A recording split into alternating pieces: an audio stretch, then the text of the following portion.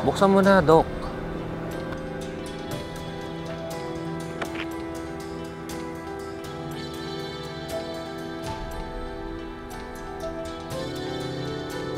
Ako si Melanie Arevalo, 46 na taong gulang.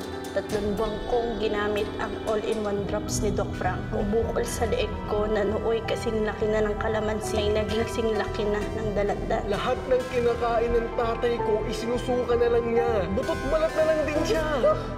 Kung alam ko na magkakaganito, hindi ko na sinubukan ang produkto ni Doc Franco.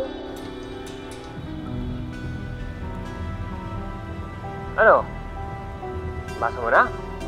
Ba't ka natameme? Surprise! Yan ang mga listahan ng mga tao na nagreklamo nung una nilabas ang produkto mo!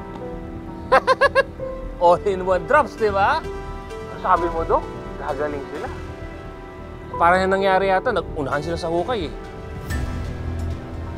Doc Franco, baka sugo ka ng kamatayan. Mukhang alam ko na kung saan papunta daw. Magkano? 10 milyon. Ibabaw na natin ito lahat sa likod.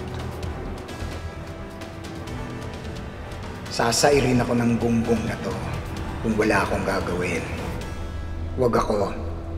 Dahil kung tuso siya, mas tuso ako. Gagawin kong 20 milyon basta magkita tayo. Pero lahat ng ebidensyang meron ka, bibigay mo sa akin. Magkaliwaan tayo. Ayoko ng bank transfer. Baka masilip ka.